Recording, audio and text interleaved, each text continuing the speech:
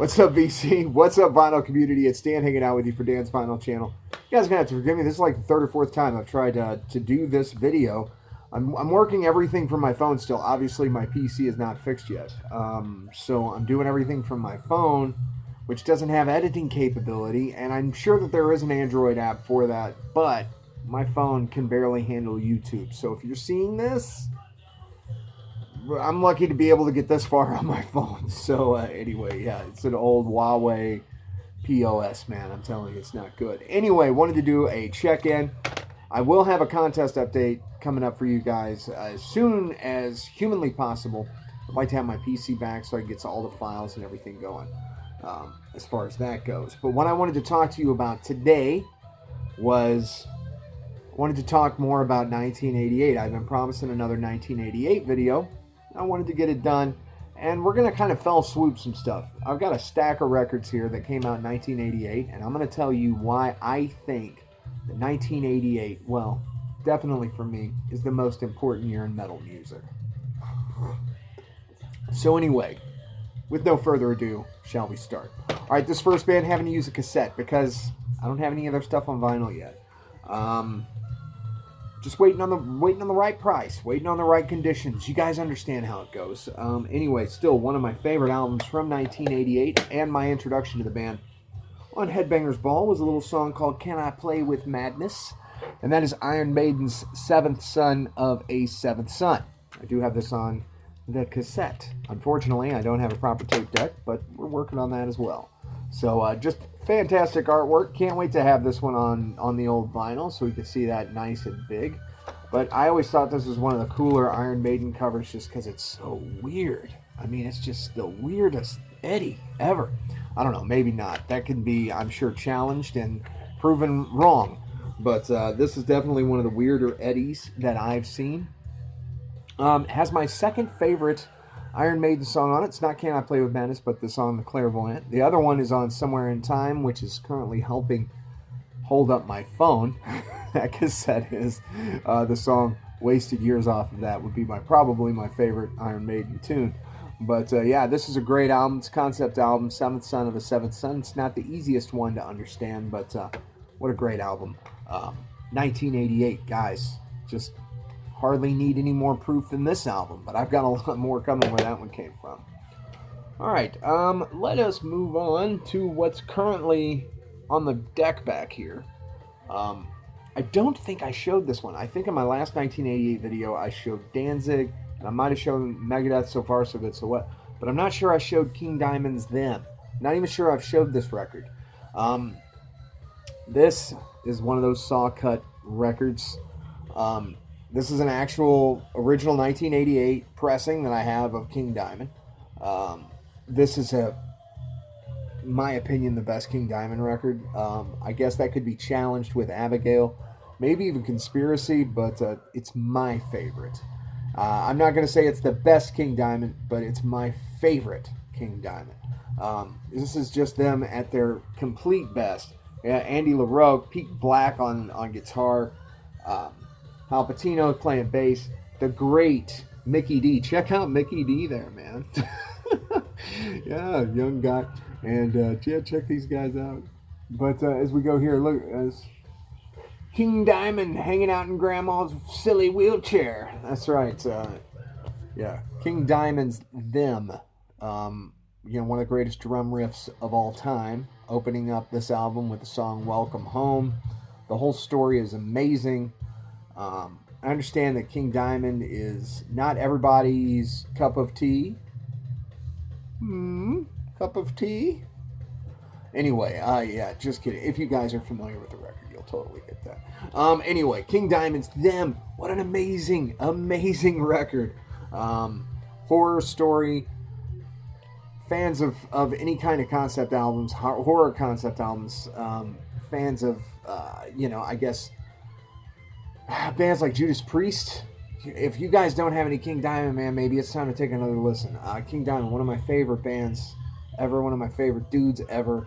Very, very cool, very nice guy, and just knows how to put together a great album. He's coming out with 2 more, Andy LaRoque was recently talking about this. I am so looking forward to that. So, yeah, King Diamond's Them, 1988. You could almost stop right there and just say, you know what, these two albums? Yeah, 1988 was awesome. We got more, though. All right.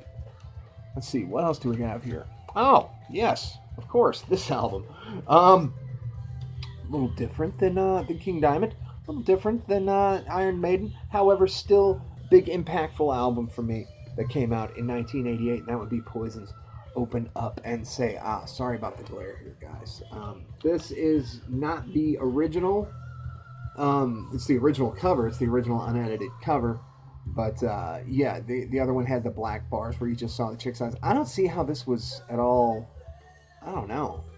I don't see how it was bad. I don't see why this had to be censored. It's just kind of some stupid artwork, to be honest with you. It's not the greatest. I didn't even know it looked like that. The original, and now this is the re-release that's actually a red vinyl color, but it has like the original. That's how I remember this record looking. So Poison's Open Up and Say Ah. And check those dudes out, man. I might have shown this record because I think I might have talked about their shoes. I don't know. 1988. If I've shown that in a previous video, I do apologize. I feel I remember talking and making fun of their shoes, however, which can be easily done. All right. Yes, but a great album. I know that entire album front to back. Know every lyric on those Poison records, both of them. Meaning, look what the cat dragged in and open up and say, ah. All right. So moving on, 1988. Little, maybe the same kind of genre possibly, but definitely more class. Cinderella's Long Cold Winter. My favorite Cinderella album. Now, I do love Night Songs, and I think that maybe it was Andy Cloudy Milder recently was talking about this record and said it didn't compare to Night Songs. I prefer this one to Night Songs, but I think it's just a matter of timing and when you first get introduced to Cinderella. This was my first introduction to Cinderella, was this, and the song Gypsy Road.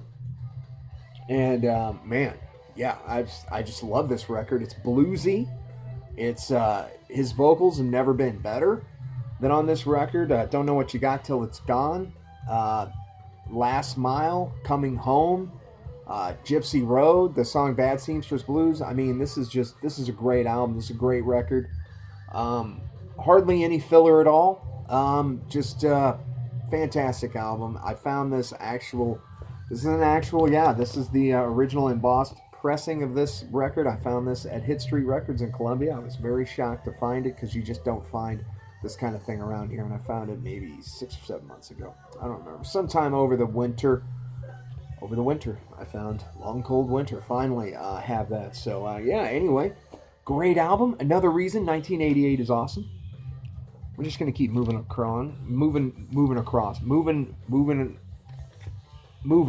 forward on these albums. This one, I know I've shown this record before, but not in this, so I'll keep this one to a minimum.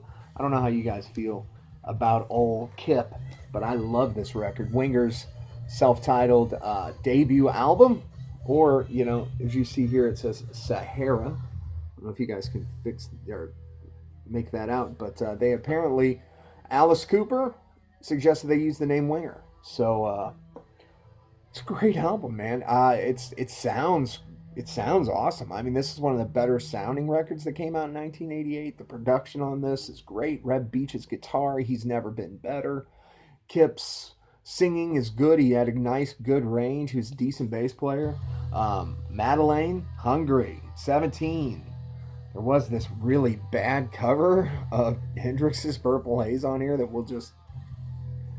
It's the last song on side one. Just skip right over that one. But you get into the other side, State of Emergency, Headed for a Heartbreak, one of the better songs on this album. I really enjoy this album. This gets kind of in a regular rotation. I'd say bi-monthly rotation in my record collection. Winger's self-titled debut album from 1988. All right, so moving away from hair metal. Gosh, I love this album.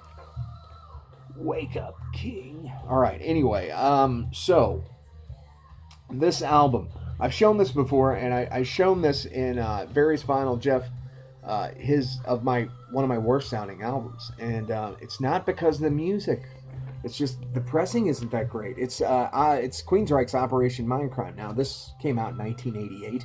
I saw the original video for Eyes of a Stranger, I believe, or it was I Don't Believe in Love. One of those two. I think it was Eyes of a Stranger was the first release off this album.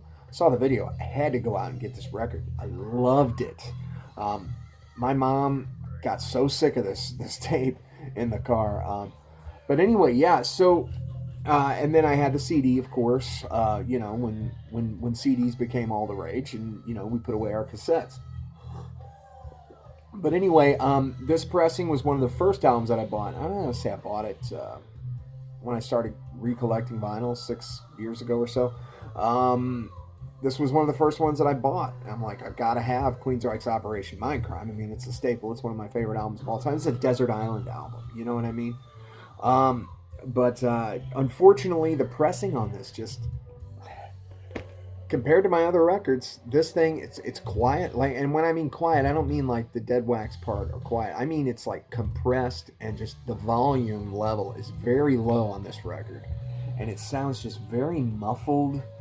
And it's just a shame because this album is so phenomenal. I mean, this is one of my favorite albums of all time. And it deserves just a fantastic pressing. And I thought I wasn't recording this for a minute. I was like, are you serious? All right, anyway, yeah, so this deserves a pressing. So I won Jeff's contest over various vinyl, and I bought with some of the contest winnings, I bought the Empire re-release. And I really wish that company would do one of this one. Could you imagine this in a nice gatefold dual LP?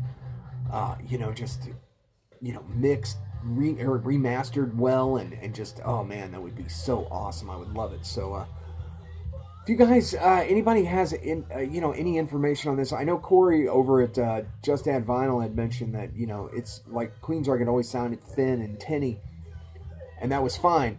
And I get that, but this just sounds muffly. This sounds like somebody just put a pillow over the speaker when I listen to it. I can't explain it. So if anybody's got an original pressing of this, could you let me know if it's any good? Because I do want this sounding better. Or if you've bought one of these recently, have they repressed it? Is it any better? Did they do a new one? This is the Capitol Vaults version. I think it was re-released in 2008 or 2009. But Queensryche's Operation Mindcrime, I could go on all day about this record, as you know. Just some of the best songs and my favorite concept album of all time. I mean, just everything. This isn't an album you put on, you listen to one song. You listen to the entire thing. Do I play it occasionally? Yes, because I have to. I don't currently have it on CD. Don't currently have a cassette of it. So, you know, when I get that inkling, just got to put on the old Capitol Vaults pressing that isn't too great. All right, second to last here, and we're going to wrap this thing up. We're getting into kind of a lengthy video here. All right, so I wanted to talk about this album. This album, I don't think gets a lot of love from people. It doesn't get a lot of love from people on both ends. People that don't like this band, obviously, don't like this album. People that do like this band do not like this album because of the direction they went on this album. But I believe, in my opinion, it's their best, and that is Slayer's South of Heaven record. Now, when I first saw this, you know, they scared me. This was a scary thing to see when you're a kid. You know, I was 12, 13 when this album came out, so you know, it's a very scary cover, and I thought, South of Heaven, this is about hell. And then the more I realized it, it's about Earth being south of heaven, and I don't know, just some of my favorite stuff on here. This is a slower, more refined, more cohesive Slayer record, in my opinion, than their other stuff. Okay, I love Hell Awaits. I think it's a great album. I like Show No Mercy. It's a great album. The one that came after this, oh my gosh, I can't think of the name of it right now. It's got War Ensemble, Dead Skin Mask. It's completely escaping my mind right now. The one that came after this was good, but this one, they just never captured this again. And you know, this almost is like like Dante's Inferno in a metal version. I don't know. There's all sorts of themes that are explored here. South of Heaven's about chaos on Earth, and just everything that's happening. Silent Scream, that's an abortion song. Live Undead, you've got basically the zombie apocalypse is happening, or it's a euphemism for being in a mental institution because they talk about Thorazine in it. Behind the Crooked Cross, I believe that is about the Crusades, mandatory suicide, about the Vietnam War, and being drafted into it. And then they keep on. You know, I mean, Slayer was really, they're really anti-war band. Ghosts of War. The Rise, Ghost of War. I mean, just, oh, when that song plays, man, I just get excited. Read Between the Lies, talking about all the televangelists of the 1980s were on here. I could go on and on about this album. This is one of my favorite records of 1988. Little interesting trivia. I thought that this was completely out of pressing. I had to special order this from Philadelphia from a place called Vinyl Altar, and I overpaid for it. And then, like a month later, they started pressing them again. That's how it goes, guys. I don't mind. This is a great record. Slayer's South of Heaven. This is the repress. If you're thinking about getting a repress, it's good. It's very well done. Deaf American recordings. What a fantastic album. A fantastic sounding album. A good press of it. And Slayer's South of Heaven. Really, really dig this record. Oh my. And we just dropped some stuff. All right. That's all right. All right. Now this last one I want to talk about. This was my real introduction to metal. I believe, aside from like Quiet Riot or something like Twisted Sister, which I probably heard. Maybe I might have heard some Van Halen. I might have heard some stuff like Deep Purple, maybe. I might have heard some Black Sabbath, but this is really my introduction to metal, and was this record, not this song. Not the song. The song came off of this album. I just happen to have the tape in front of me, so I'm just going to show you the tape. The first song I ever heard was the title track to this one, which is Master of Puppets. So, just happen to have that tape in front of me. But 1988 brought us, guys, Metallica's And Justice for All. Now, this is an album that I savor. I do not listen to it that often, purposefully, because I don't want to ever tire of this record. I almost burnt myself out completely on it. This is the latest pressing done by Blacken. They just did a remaster of this. Never sounded better. I don't want a remix. I want it. I like it the way it sounds. A lot of people say that they want the version. They want this guy to get a little more love, Jason Newsted. They want him to get a little more love on this record. To be honest with you, I think that this record sounds fine. I would be scared that bass would muddy it up. I think that this album speaks for itself. It's very angry. Cliff Burton had died. They were in mourning, and they were angry, and it shows on this album. It's so brutal, and Lars's drums sound so good. He's never sounded better than he does on this album. Just a great effort. Metallica's And Justice for All, my favorite Metallica album, hands down. This is a dual LP. Now, I remember I bought this. I don't know if you guys had a store called Grandpa Pigeons back in the 80s, but I bought the tape at Grandpa Pigeons, and I remember seeing this record on wax there, and I want to say it was a gatefold edition, and it said 60 minutes of punishing metal or something. It had like a hype sticker on it, man. What a great sounding record. This Metallica's And Justice for All doesn't get much better than this one, folks. 1988. So there you go, man. I just wanted to share with you guys some of my favorite stuff from 1988. I do have a vinyl finds video that I'm going to be doing at some point soon, non-metal, because it seems like everything I'm finding is not matching in the metal. I did pick up a record yesterday at the Antique Mall. I'll be showing that one probably in the next video or two, as I'm waiting for my PC parts to come in and get that PC taken care of and fixed. So hopefully be back with you guys later on this week with a contest update video. I really want to do that. By the way, I'm going to link to my contest below. I have a contest going on. It's your chance to win $25. PayPal gift. Hey. You know, you want to enter the contest. It's all about change because I'm changing the name of the channel.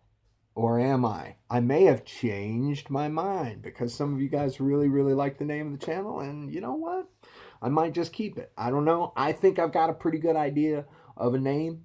Maybe. I think so. But we'll kind of find out. Might include you guys on that one. So anyway, you guys take it easy. You guys keep digging them records. Have a great rest of your weekend. Have a great week coming up, guys. We'll talk to you later. Peace out. Have a good one.